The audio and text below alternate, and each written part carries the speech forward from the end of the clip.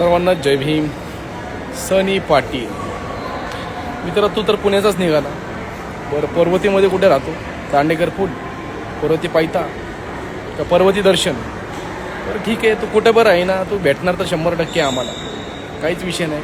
ID बंद केली याचा अर्थ असा थोडी ना होणार आहे की तू आम्हाला भेटणार नाही. तर मी माझ्या त्या ठिकाणी राहणार आहे. पर्वती पायथा, दांडेकर पूल, मार्केट यार्ड, सिंहगड रोड, पानमाळा, त्या ठिकाणी सर्व भीमसैनिकांनी एकच सांगतो की माझ्या भावांनो, याच्यावर कायदेशीर कारवाई करा आणि याला जेलमध्ये टाका. मी तुम्हाला असं कोणालाही बोलणार नाही की कायदा हातात घ्या, पण 100% सांगाल कायद्याने याच्यावर कारवाई करून याला आतमध्ये टाका.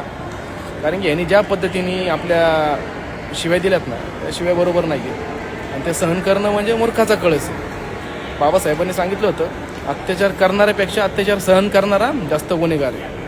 आता हे आपण गुन्हेगार ठरवू आणि आज जर तुम्ही लोकांनी त्याच्यावर पोलीस केस केली तर ठीक आहे, नाहीतर उद्या मग मलाच त्या पर्वती दर्शनच्या पर्वती पायथ्याच्या पोलीस स्टेशनला यावं लागेल. साहजिक गोष्ट आहे. मग मी तरी माझ्या पद्धतीने जे काही कारवाई ती करणारच आहे. पण मला असं वाटतं की मला तिथपर्यंत येण्याची गरज पडली नाही पाहिजे. तुम्ही लोकांनी त्या ठिकाणी जाऊन जे पण काही अधिकारी असतील, इन्स्पेक्टर साहेब असतील, त्यांना भेटून त्यांच्या कानावर ही गोष्ट टाकून जे पण काही रीतसर कारवाई करा. आणि असेच जेवढे पण हरामखोर या सोशल मीडियावर आहेत त्यांना एकच सांगतो, SC आणि ST समाजाच्या नादी लागू नका. बघा, आम्ही कोणालाही शिवी देणार नाही आणि आमची तलवारीची भाषाच नाही. आम्ही डायरेक्ट पॅनाने लावतो घोडा, त्याच्यानंतर बोलायचं फक्त राडा राडा.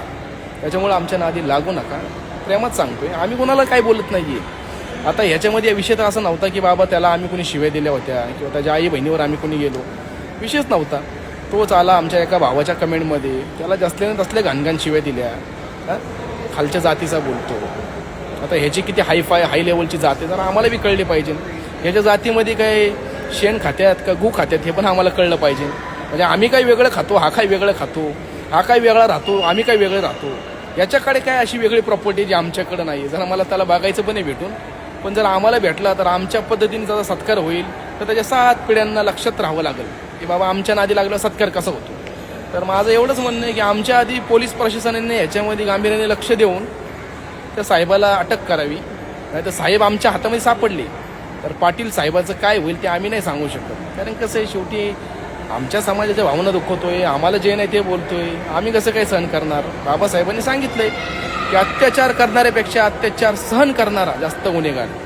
आम्ही अत्याचार सहन नाही करू शकत, आमची लिमिट नाही ती. कारण की त्यांनी केला अत्याचार, आता आम्ही नाही सहन करू शकत. तर त्याच्यावर कारवाई करा.